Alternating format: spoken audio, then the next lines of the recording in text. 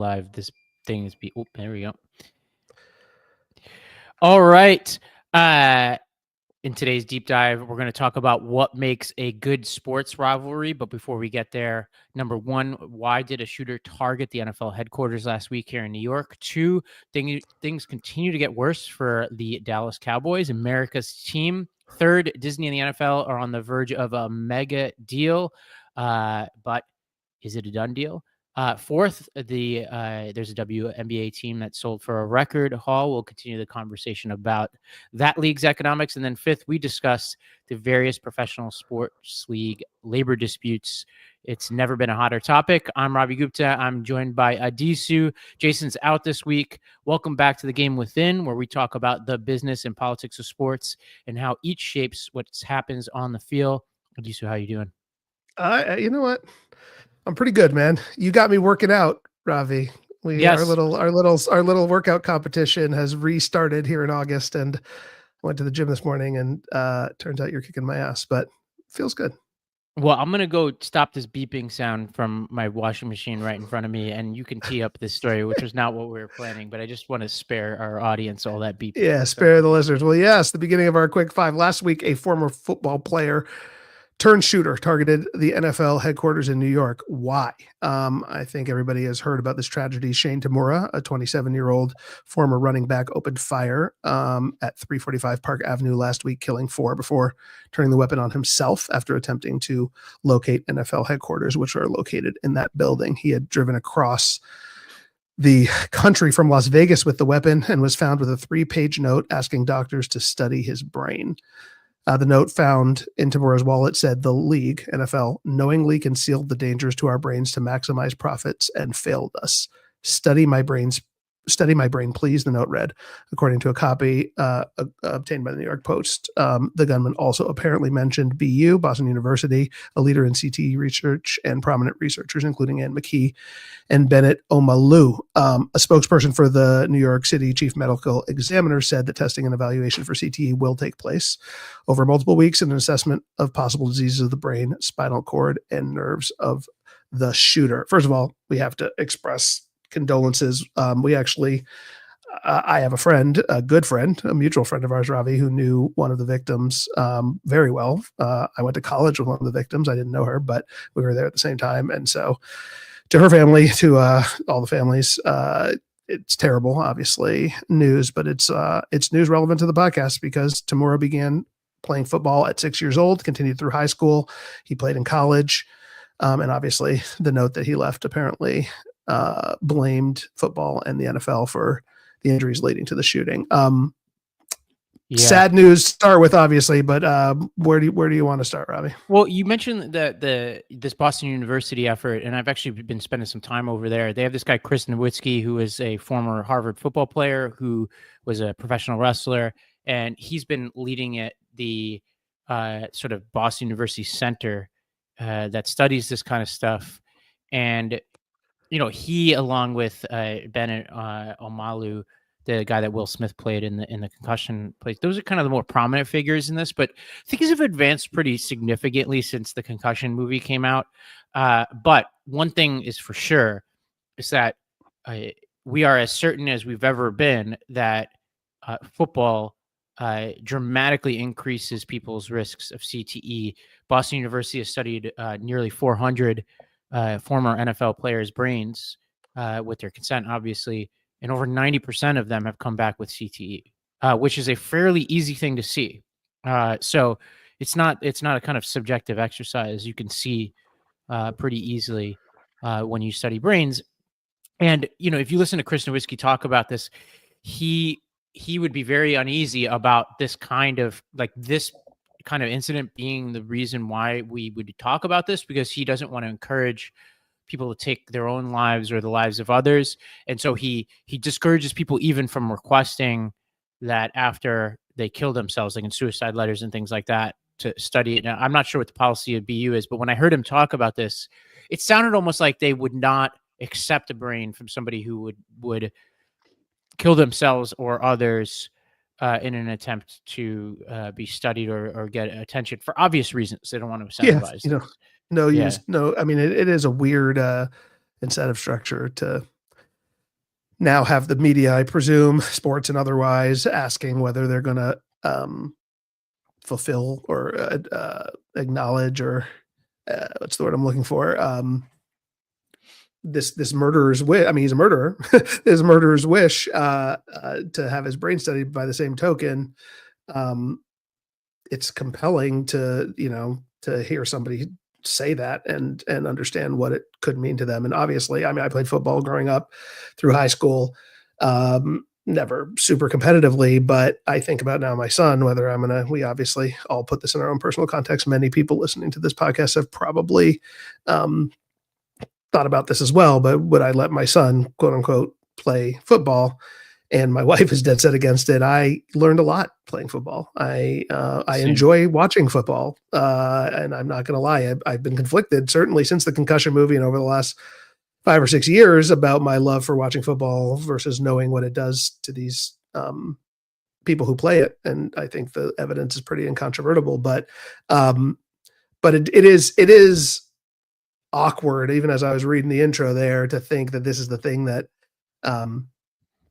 stimulates the conversation. It's like, it's a tragedy, and it should start as a tragedy of a mentally ill person killing people who didn't deserve it, including himself. And the story of football is and should be secondary, but it can't be ignored. And we were talking about the NFL and their complicity in this. I think it is obviously true that the NFL covered up the science on concussions for a very long time. They had this quack doctor. I think he was the Jets team physician, which there's a lot of Jets jokes here, but this is a serious subject. This guy was not a neurologist or anything. I think he might have been like a cardiologist or something, and they had him chairing the concussion group, and he was a total quack on this kind of stuff. But they have certainly changed over time. And what you see are Guardian helmets now in practices. A lot of the special teams changes are results of the NFL taking this more seriously. I am not aware of them burying the science anymore like they were doing before.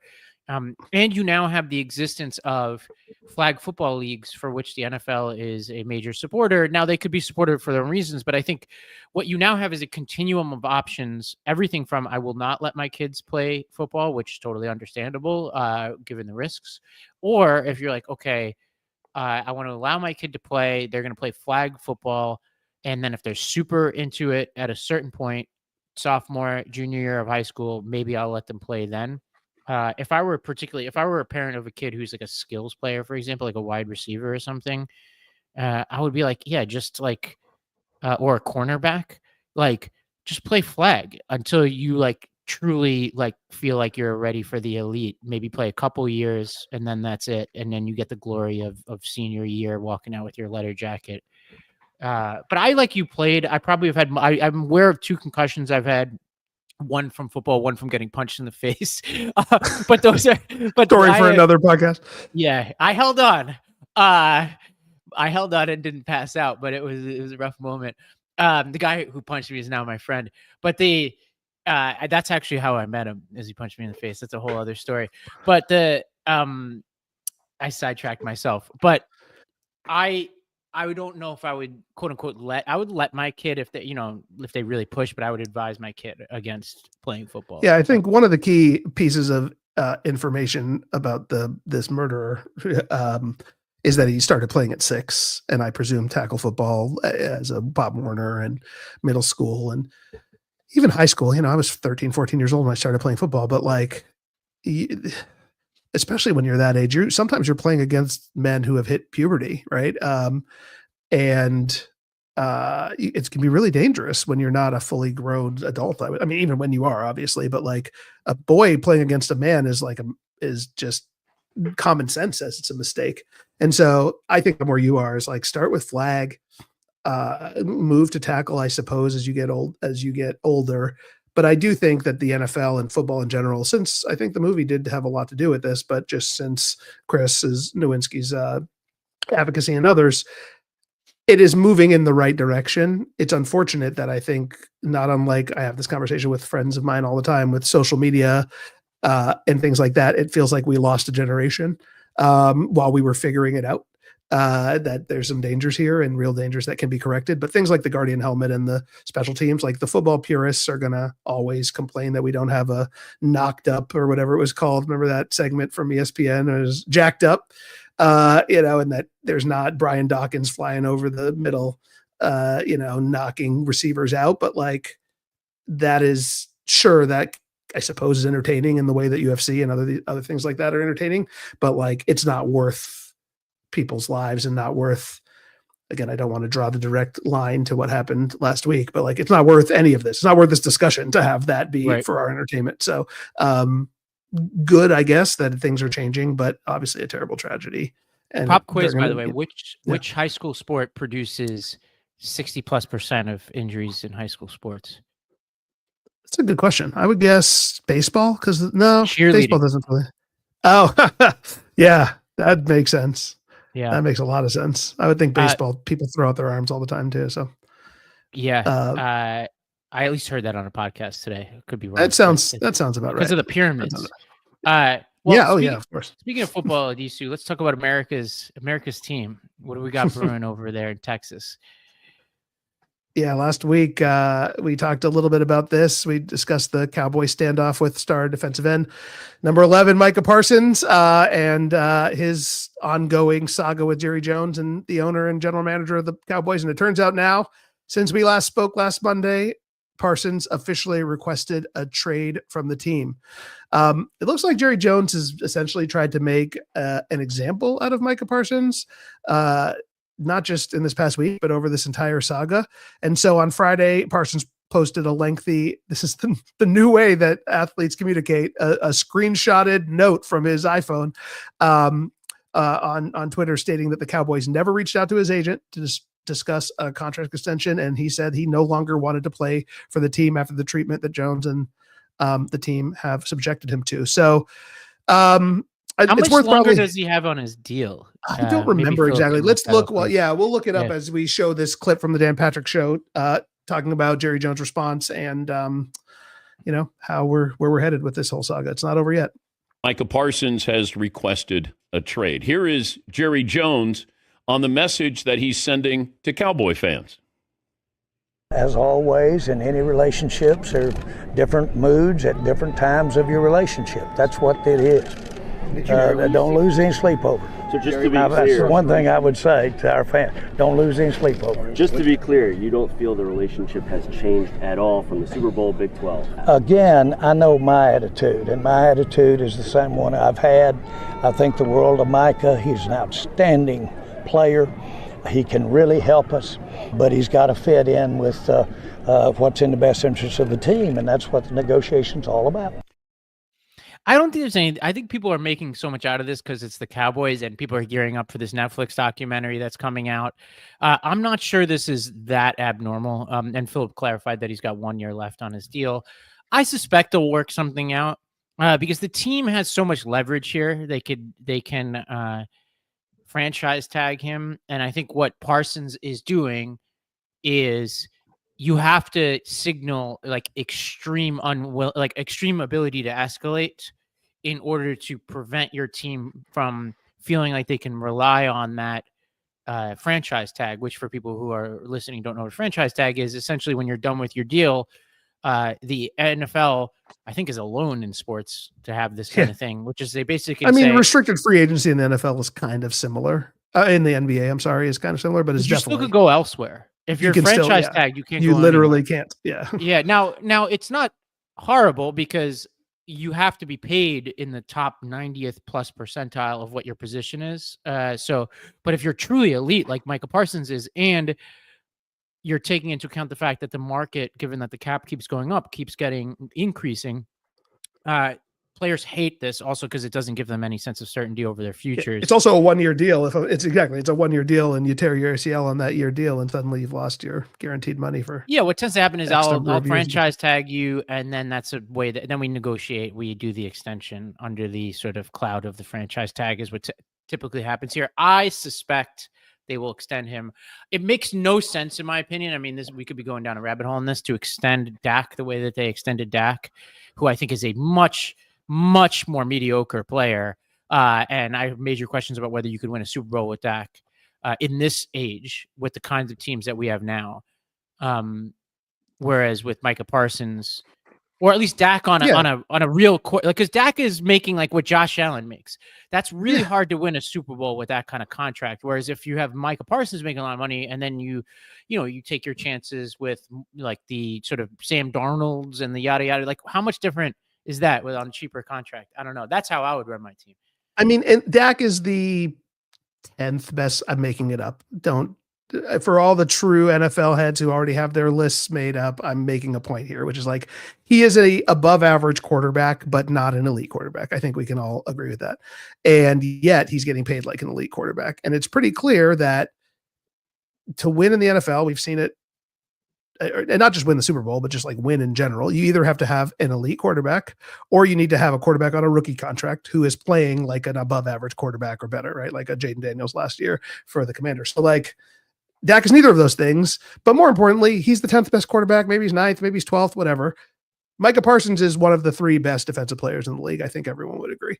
And yet he is being treated poorly, but he's being treated poorly for all the reasons you say, Ravi. The team has the leverage.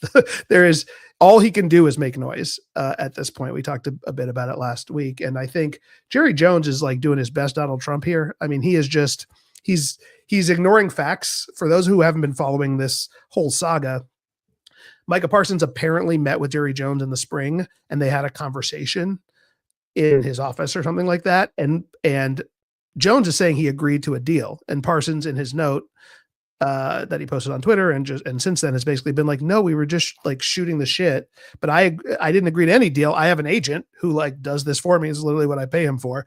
And Jerry Jones is essentially like, nope, we had a deal. Like, I'm going by that deal. Oh, I missed this part of it.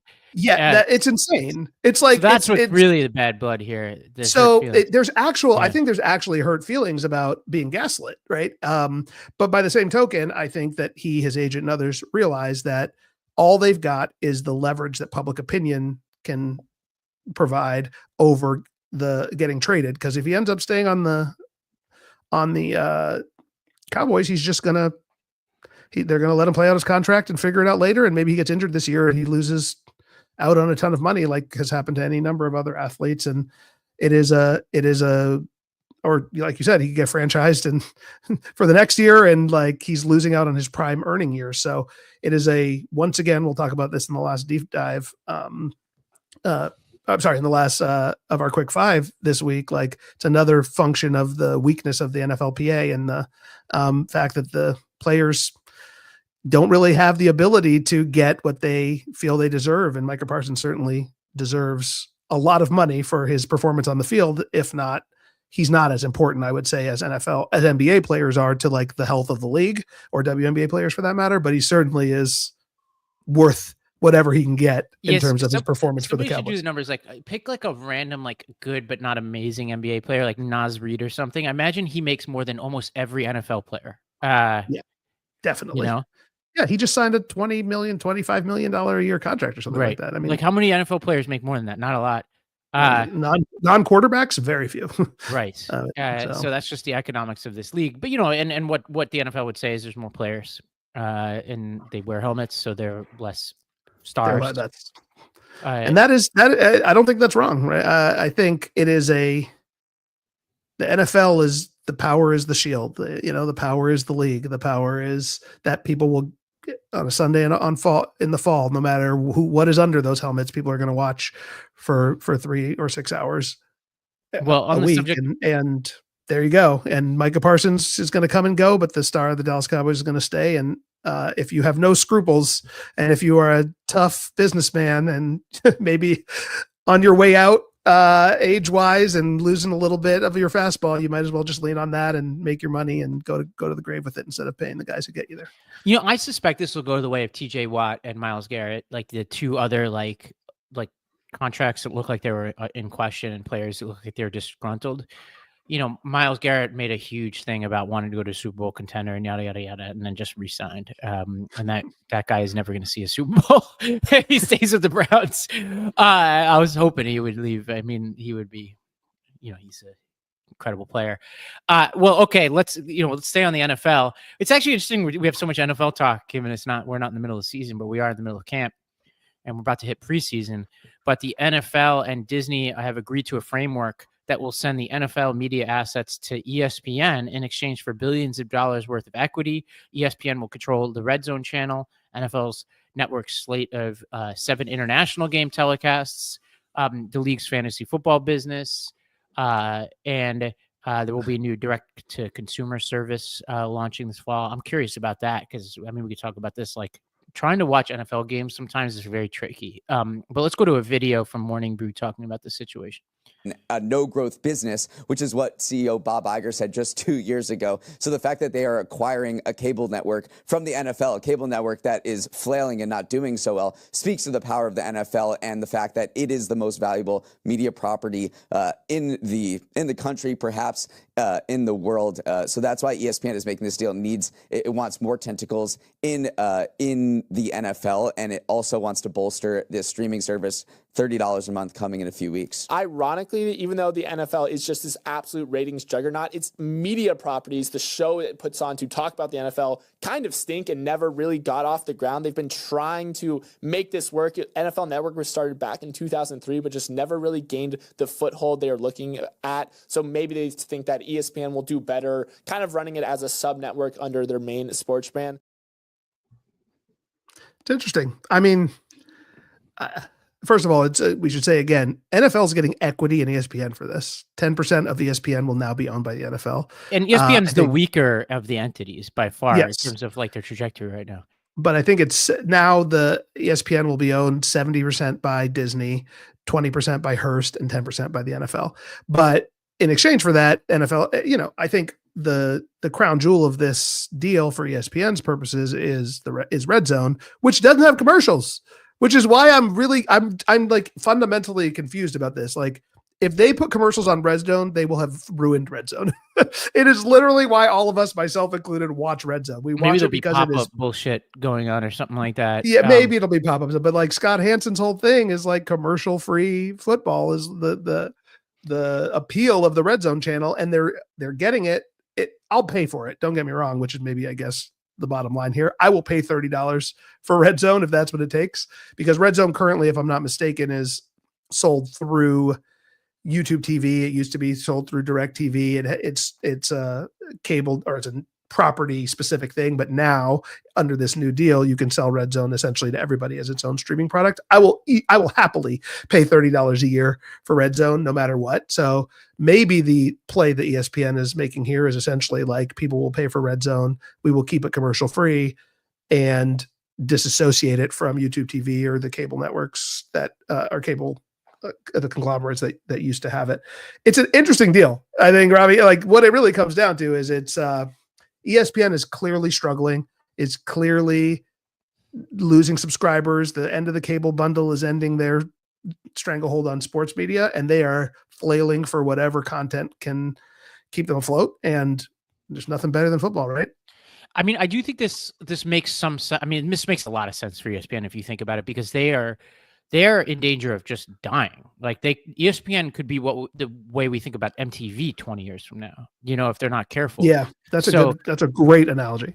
So if you think about it, well, what's a way to survive? Divvy up and I don't know if there's this is an exclusivity here, but maybe give 10% to the NBA, and it just becomes a husk of an entity that's owned by all the sports leagues that have an incentive to keep it alive. It also, you got to imagine that when you think about long-term TV rights, right, which is ESPN's only chance at survival is maintaining the rights to things like the NFL, right? Whatever they've got left, right? I don't know what ABC, ESPN still has left, but like they need to keep these rights. So like by giving over some ownership to the NFL, you got to think that they're like by far the leading contenders over time to continue to have those rights. And I'm not sure how this affects that. The third thing, which just for me as a fan, the NFL Network's NFL commentary is actually really good. Like Good Morning Football is the best football show. Great show. And I think Schrager went to ESPN, so maybe hopefully this means that he and Kyle Brandt and that whole crew can be reunited and they put it on ESPN. That would be awesome, because that is an amazing show, super well produced. I think it deserves a better outlet. And Like, I think that is a pocket of talent within commentating in the NFL, and just an incredible show that it probably has nothing to do with the economics of any of this. It's probably pennies on the dollar for their considerations. But as somebody who was bummed out when Schrager left, I think Schrager left, then, that's good news for people who like that show. It does feel like there is a market for smart. I shouldn't say there is a market for smart sports commentary, smart, the Mina Kimes, Peter Schrager, like deeper level than First Take analysis shows of not just football, but basketball, etc. And perhaps that is what ESPN is thinking to turn the NFL Network into, is like its nerd football brand, I guess. And football, certainly more than basketball, baseball, any other of the sports, I think could actually build a business around pure nerding out. And then now they have all the talent, right? If they have Schrager and they have Kimes and they have, they've got the Stephen A's and the whoever else on First Take to do the nonsense they do. But then you also have got the smart analysis, and you have enough property and enough real estate to give, you give ESPN its First Takes because that's your flagship, but you give NFL Network its Mina Kimes's for the nerds. And as we've, we were 30 minutes into this podcast and we've essentially only talked about the NFL. Clearly there's enough content to fill, 48 hours of football, or, in 24 hours straight. So we'll see. I think interesting, we'll say it's worth saying that sources close to the deal told Front Office Sports they're worried about the president of the United States and what they might do to delay or block the deal. It's a massive deal. It will require government approval. And here's a quote from a source to Front Office Sports. And we all know how Trump likes to poke the NFL from time to time. So yes, just because it's been announced doesn't mean it is done. It's big money. It's a big deal. And Trump is going to potentially try to extort a pound of flesh about whatever, maybe the commander's name, like we talked about a few weeks ago, maybe something else, just to be a dick. Absolutely nuts. Well, let's talk about the WNBA. Yeah, let's do it. WNBA. Let's get off the NFL for a bit. We'll be right back in no time. But the Connecticut Sun are on the verge of being sold for a record-setting sum. Boston Celtics minority owner Steve Pagliuca has reached an agreement with the Mohegan Tribe in Connecticut to purchase the Connecticut Sun's WNBA team for $325 million, the most spent for a female professional sports team ever in the United States. And he also intends, Pagliuca, to spend $100 million on a new practice facility in Boston, with the Sun playing its home games at the TD Garden. A statement from Pagliuca, he wrote, "Central to our proposal is enabling the Sun to play in a larger capacity arena in New England. We believe our record-setting offer and deep commitment to the growing the NBA in the region that is home to the most passionate basketball fans in the nation will significantly benefit the league, the team, and all its fans." The Mohegan Tribe has owned the team since 2003 when it moved it from Orlando. It was called the Orlando Miracle. Cool name. And relocated it to me and Ravi's old stomping ground in Uncasville, Connecticut, the Mohegan Sun Casino.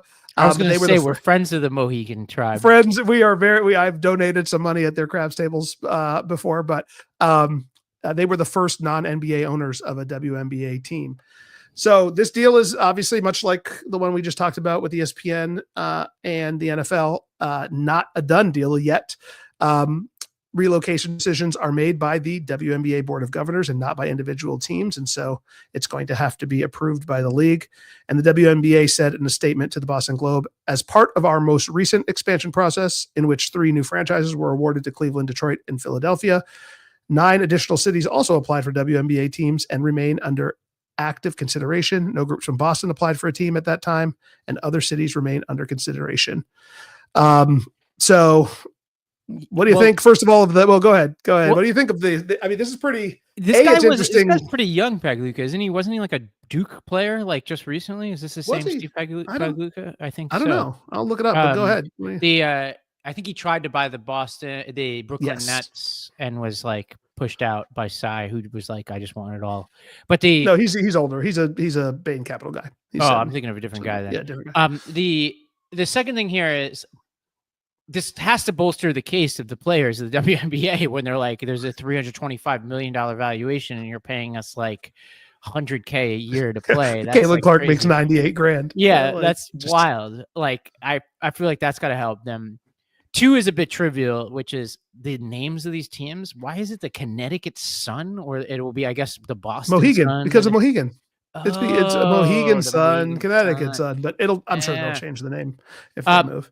And 3rd is, my instinct was going to be like, okay, good. Boston is like a step up, more fans. But then you think, every time I spend time in Boston, I'm like, this is a small city. Like, it's got a lot of like prestige, but it's pretty small. Whereas Connecticut is like, doesn't have like huge cities, but it's a very dense place. So I'm going to walk back what I would have said, which is this is clearly a bigger sports market. I'm not actually sure if that's true or not. I mean, and also UConn obviously is the biggest, most prestigious, most well-known college basketball women's team, I think, by far, now that Tennessee has kind of fallen out of fall from grace a little bit. And so theoretically, women's basketball is bigger in Connecticut, and especially in northern Connecticut, where Storrs is and where Uncasville is. Look at us knowing something about Connecticut geography. You got to love it. But it is closer to the Rhode Island and Massachusetts border than New York. Anyway, point is, it's a women's basketball haven. But can Storrs and northern Connecticut and Rhode Island and western Massachusetts sustain a basketball team? Clearly it has for 20 years, but Boston isn't that far from northern Connecticut, and presumably, God, I have a couple of friends who are huge Sun fans and are broken up about all this, but presumably they might drive an hour and a half to Boston to watch the team, as opposed to the 15 minutes to Mohegan Sun. I don't know what I think about this, though. I mean, I think you're right. The ultimate thing I take away from it is these teams are going for big money and Pagliuca thinks that they can, if not sell out the TD Garden, like fill it up enough to justify playing them in a NBA arena. I see this here. I'm going to the Valkyries game this Saturday. Like, we're selling out Chase and certainly filling it up to the point where they're I would assume profitable. And if the league is growing at that level and smart investors from Bain Capital are spending 9 figures on teams, then I kind of think the league is kind of pissed off about this, honestly, because it's going to weaken their hand at the CBA table. What's weird, I mean, Connecticut is a bit too close to New York City. I think that's the problem. A lot of people who live in these areas commute into New York City. And I've noticed that a lot of these WNBA teams, they come and the schedule is such that they play in New York City and then they go play in Connecticut. They stay at the same hotel in Brooklyn, right down by the water. And so they're even commuting in from New York City to go play in Connecticut, at least from what I could tell. And so it is a bit close. It is a bit clustered. So this does make some sense to move it a little bit more north. Yeah, you would think. And it is a bigger market for sure. The Boston media market than is Connecticut. I should know this from my politics days, but Southern Connecticut is in the New York media market. I know that for sure, like the Gold Coast between Bridgeport and the Greenwich, that area. But once you get to the eastern northern part of Connecticut where Storrs, and I assume it might even be in the Boston market already. If not I just don't know if there's a media market that is between Boston and New York off the top of my head. But if not, regardless, it is a bigger city than Uncasville and Storrs, and it's certainly the biggest city within, other than Hartford, within striking distance of I guess Providence would be the other one, where they are right now. So it's an upgrade in that sense. Well, I think we can do number 5 pretty quickly here. I think there's a lot of shakeup, shall we say, going on across sports. A lot of these I think are actually pretty par for the course, but what is abnormal here is the NFLPA situation, and the executive director, Lloyd Howell, who we talked about, resigned. And we have, I think, an interim leader right now over there. And it to me, it seems like there's a lot of just normal contract stuff that I think is colored by social media. I don't think we need to go into any of that. But I think like the NFLPA situation, the WNBA situation, Live Golf, I think like there's just these weird like conflicts of interest that are creeping up in a lot of these leagues, often intersecting with the labor side of things. And I can't tell if we're just in some uncharted territory or there's just way more visibility today than we've ever seen before. And so we're just seeing things in a different way. My gut is that's a really good point. My gut is it is a bit of that. It is a bit of athletes, individual athletes, particularly stars, have ways to go direct to consumer and not through the media anymore to negotiate. And so, Micah Parsons posting that note on his Twitter 20 years ago would have had to be filtered through ESPN or the Dallas Morning News or whatever. And now it's just like, he's just going to go straight with his, and same with Trey Hendrickson and same with the WNBA players who can, do their own thing. And so I think some of it does have to do with that. I think it also has to do with the age of the players, right? These are players who've now, Micah Parsons is what, 24, 25? That means he was probably born in 2000. Maybe he was born in 1999. But the point is he's grown up in a world that's much more decentralized and much more, I guess, anti-establishment, I would say, right? Given the state of politics, if we can analogize it. And so you just have this collective dislike of authority, or mistrust is probably a better way to put it, of authority that is just being expressed more than, in the 80s and 90s when we were growing up. It was like almost a team sport between I'm sure that I shouldn't say that. I wasn't around. There wasn't, I'm sure, holding hands between the unions and management. Don't get me wrong.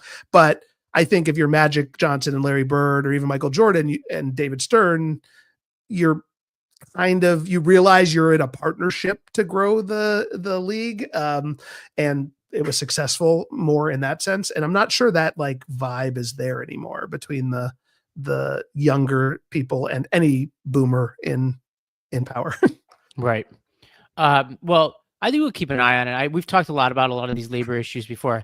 I think the contract side of things, I think this is pretty standard what's been happening. I think it's like slight upticks, a little bit of social media. Remember with the Lamar Jackson holdout? There's nothing I've seen this offseason that is as interesting as that situation, because he didn't use an agent. That the NFL was conspicuously collusioning. I'm making up a new word. They were colluding. Collusioning. Yeah. They were colluding. Clearly, it seems, in not giving him a contract from any other team. It seems absurd to have a two-time MVP player. I mean, now he is, but it's very clear that he's a very talented player, and there's nobody, just nobody seems to want to give him deals. Meanwhile, Deshaun Jackson gets what he gets. It's like, well, what's the difference between the two? It's like Lamar Jackson was trying to break the mold in negotiations, and they're trying to punish him. So I'll take off my tinfoil hat. I think ironically, Deshaun Watson's agent is Micah Parsons' agent. Little bit of tying it all together. That guy must be very effective. He clearly. But okay. But here, let me say one thing. I just want to say one thing about this. Yeah, I agree. A lot of it is the same. I think that the same as it's ever been. But I do think that it's interesting that we're coming to a point where you see Steph Curry talking, as we talked about last week, out front, basically about negotiating in public about the future CBA. Obviously, the WNBA is doing the same, as they did very boldly at the All-Star game, got the Micah Parsons thing, et cetera. There's just more of a public, it may not be different from the past, but it's way more public negotiations, not just about individual contracts, but actually about sort of the state of labor management relations in sports. And when these leagues, like when the NFL, I don't know when the NFL's CBA comes up, NBA's comes up in 2030, as we talked about last week, WNBA's comes up this fall. Major League Baseball, I think, might be headed for a stoppage. Like, we might have a lot of labor stoppages in the next 5 years, just because the people who are at the heads of these unions, not the staff, but the players, I think are more, we see this in politics too. They're just like more empowered, and maybe, and that comes with positives and negatives, but like, my last word on this, I think I think we are going to see more labor stoppages, because I think these players not afraid of it. Whether it's successful, I think is a totally different story, but like they're not afraid of fighting the man, put you like that. And it's clear across all sports. Yeah, I mean, it's like mutually assured destruction in a lot of ways. There's a lot of incentives from the workout deals. From the player side, obviously, every year you lose salary when you've got a window of like 10 years for like a really good player, and a lot less if you're not. You may lose out on your entire opportunity. That's a lot of leverage. On the other side, we talk about these huge TV deals. Every year you're not playing, you're losing tons of revenue, not to mention, the merchandise to people coming through your door. So like there's so much incentive for these people to work this stuff out nowadays, even more than ever before. All right, with our deep dive. So I love a good sports rivalry, and I've seen a couple of things recently that just like bubbled up to the surface for different reasons here on rivalries. I think the biggest one here is the Khabib, is that his name, versus McGregor. Khabib, yeah. I can't even say Khabib I can't say his last name. Nurmagomedov. We could say it once upon a day, but he's a fighter. He's a retired fighter. Yeah, he's one of the great MMA fighters of all time, and famously not just beat Conor McGregor, but for those of you on video, we'll show you what happened, and then for audio, I'll explain afterwards what's going on here. But this is one of the most famous MMA fights of all time. Let's go to this clip.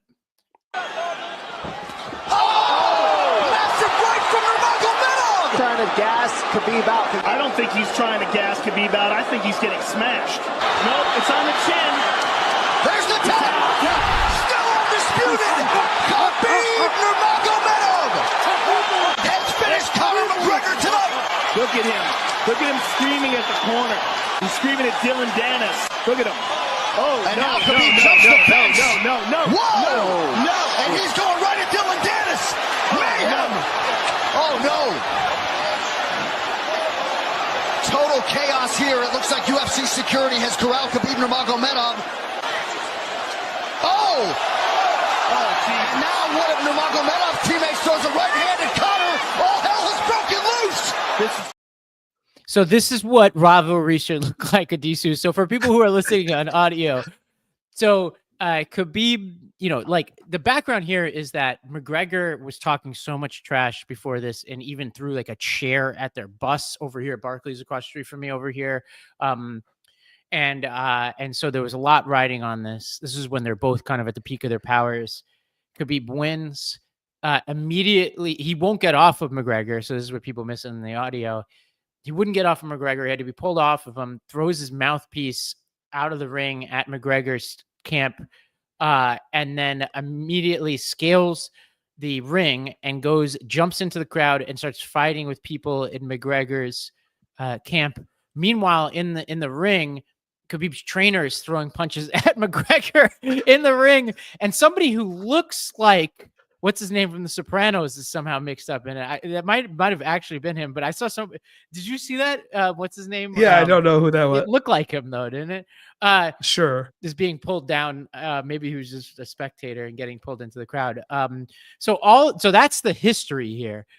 It got interesting. This was 5 years ago, by the way. This was we should say this was 5 years ago. And so neither of these guys fight anymore. And Khabib definitely doesn't fight. McGregor keeps threatening a comeback, and McGregor's had quite a rocky out of ring existence, accusations of, I think, assault and all kinds of stuff that we don't need to go into here. But Khabib, I think, like, I can't tell whether he's like genuine here, but he says that he's hoping McGregor he turns his life around, and says about his sexual assault lawsuit, McGregor's, he says, "This is punishment.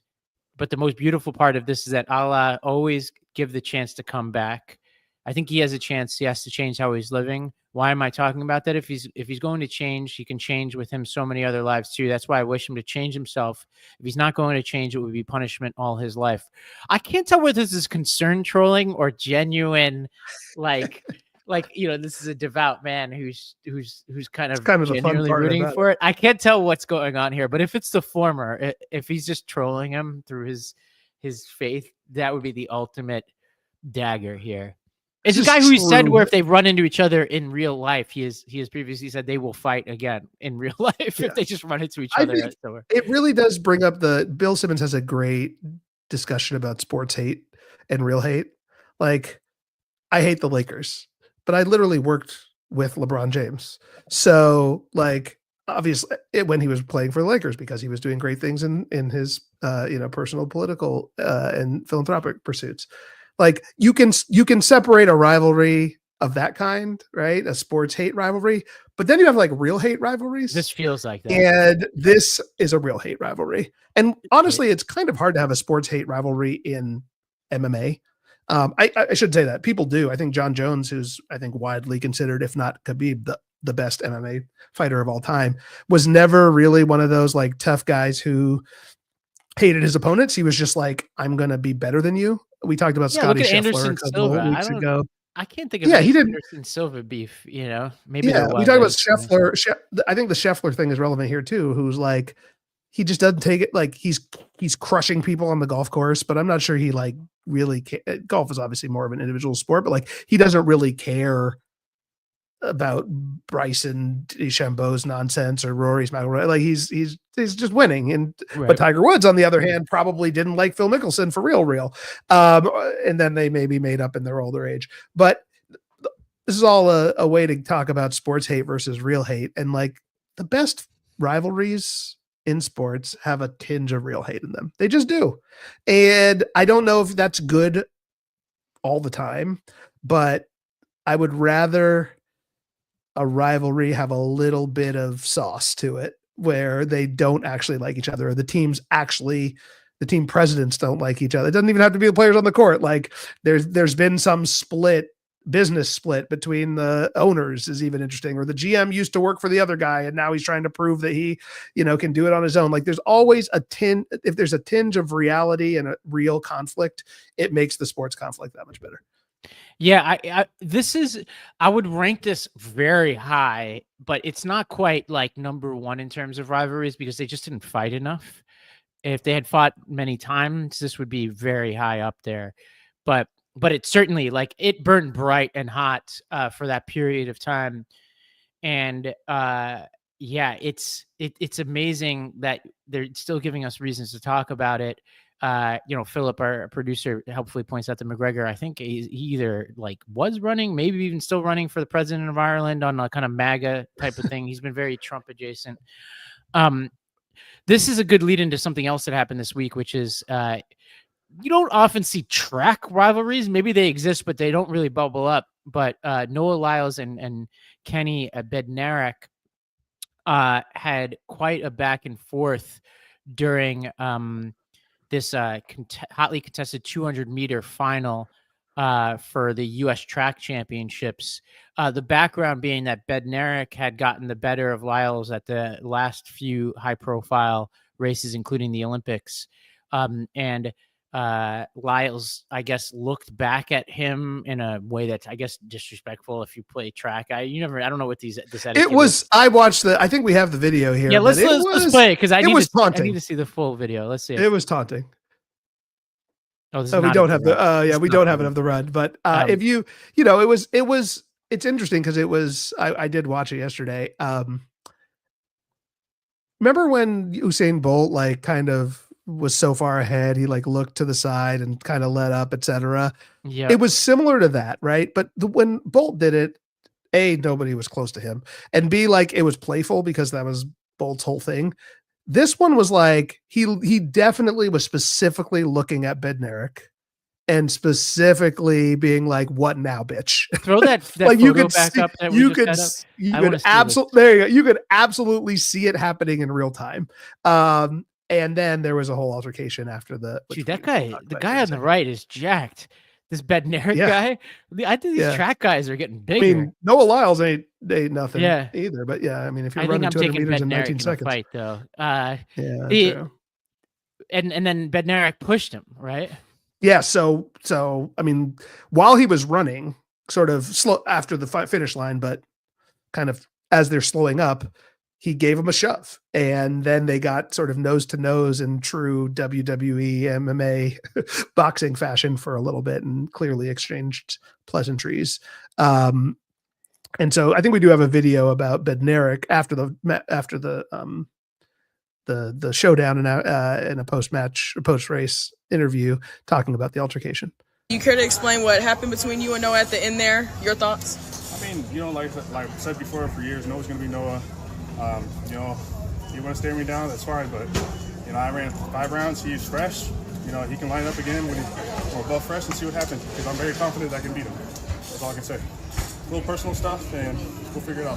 What did he say to you? Oh, what he said doesn't matter. It's just what he did.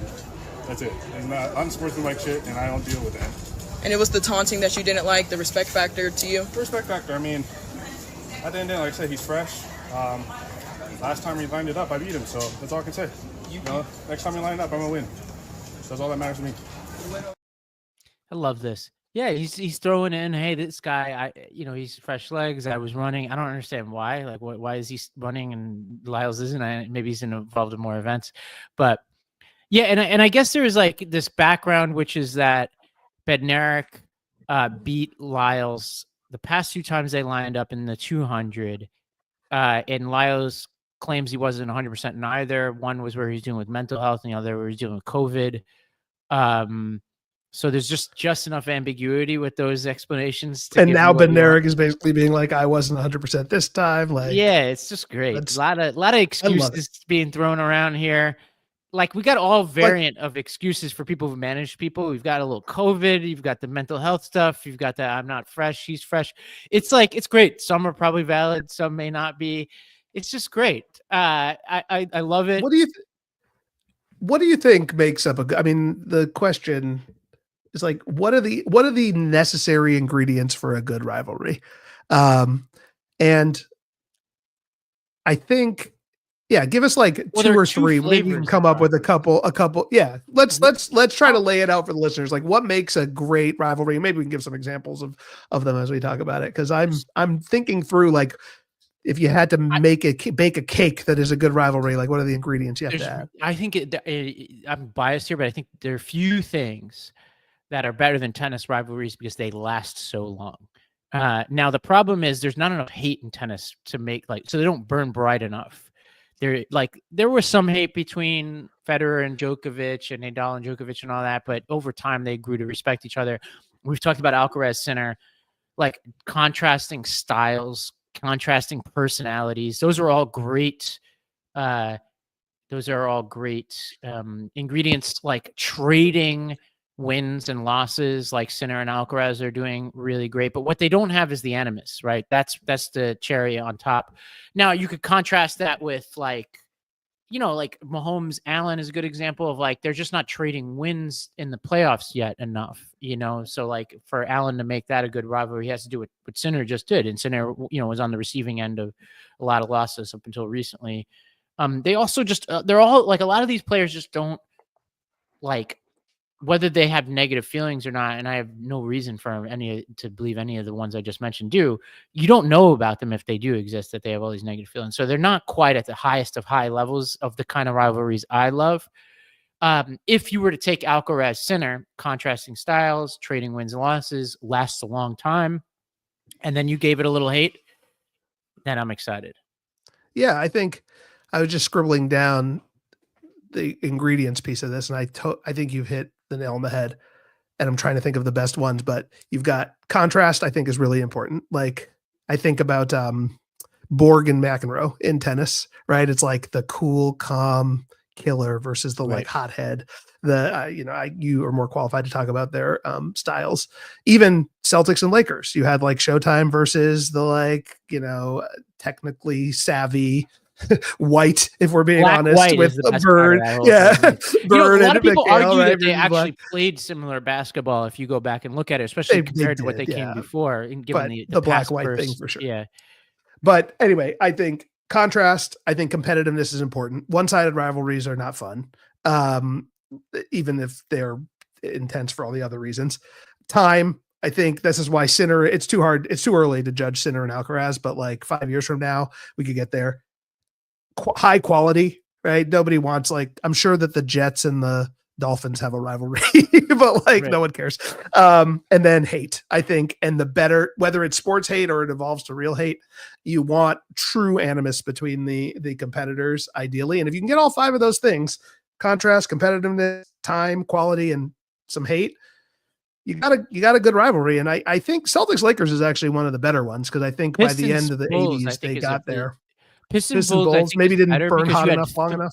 For basketball, what they play 3 times, and 2 went to Pistons, 1 to the Bulls, and the Bulls killed them in the last one. So I feel like, and they truly hated each other in a certain kind of way. So I would add that to it. Really, like, one that reminds me a little, unfortunately, of the Chiefs Bills right now would be the Lakers Celtics of the Russell era, right? Where it was just the Russell teams kept winning and winning and winning. The Lakers finally win, but it was already when Russell was on his way out. So that feels a little bit like that. That's why, like, you want to be trading blows. Like, I'm trying to even think on the football doesn't really have them because of the parity and the fact that, teams. I mean, in a weird way, Giants Patriots kind of does have it from that, but they play each other once every 2 years max, right? And maybe Colts, in the Super Bowl. Patriots. That's a good one. Colts Patriots for that 10-year stretch was pretty good because of the greatness of Brady and Manning. But to me, the fighting sports, we started with Habib and McGregor. Like, think about Frazier Ali and these trilogies, Pacquiao, Barrera. I guess that was 4 fights, but because you have the built-in actual hate, because they're literally going to punch each other in the face. Something about the combat sports rivalries are immediately come to mind. And Hagler Hearns, I guess, they actually hated each other. Yankees, Red Sox, but that had the kind of Chiefs Bills element to it for a while until it didn't. And then when it didn't, it wasn't that interesting, because then it flipped the other way it just wasn't, it was never like 1 year it's one year it's the other. It just didn't, for a very short period of time. It was awesome that way. We talked about Senna Prost was a good one. Like, they were trading years, and there was all kinds of crazy stuff going on. And they did hate each other. So, that was way before our time. So, it's like, it's tough, like, even in boxing. I mean, Frazier Ali is the best one, probably. Easily. All time. They both won. It was 2-1. They had the third fight was a classic and close. And, ultimately Ali triumphed, and like, they basically all went the distance or close to it. And like, it's legendary, right? People are making the fact that there have been Lakers Celtics and Ali Frazier documentaries in the 21st century suggests that there's something. And, to your point, Bulls, Pistons, Leonard, who was it? Leonard Chavez, who was the No Mas? Durant. Yeah, that was real. They traded, right? Didn't Durant win the first one, and then he got killed in the second one, I think. I think something like that, yeah. And that's when he said no mas. But yeah, it's an interesting. I would curious if listeners if they want to comment on our social properties or anything about your favorite rivalries and what makes a really good one. But I do love this. They're good for sports, like they're just good to make things interesting. And who would have cared? No offense about the U.S. track championships in 2025. Like, we're all just waiting for LA 2028 if we're keeping it 100. But now, 3.5 years or 3 years, I guess, before, we're talking about track because it's clear that Noah Lyles and Kenny Bednarik hate each other. And if they did a prime time or streamer race between the two of them, like, it might get some juice, right? Because I mean, they probably need to, like, WWE build the feud a little bit more, but like, it's on its way to being a real thing because of the hate and because it's genuine. And that's something. I'm into it. Well, and I imagine a lot about soccer. Like, I imagine there's way more soccer rivalries. Like, those get. But that stuff is like weird and ethnic and like, violent. You have like it's like literally violent. But yeah, there are some. Liverpool and Everton, or Liverpool and Manchester. I'm a Liverpool fan. Even U.S. Manchester United, or Celtic and Rangers, like literally has like the weight of, Irish history on its shoulders every Right. time they play. Like, yeah, European soccer is on a whole nother level. Yeah. All right. Well, I think we've found all the rivalries. You can message us with more. I'm sure we've missed a whole bunch, but thank you everybody for listening. Get out there, subscribe to The Game Within wherever you get your podcasts, especially if you're on video. You can find us on podcast. Remember, everybody, sports matters.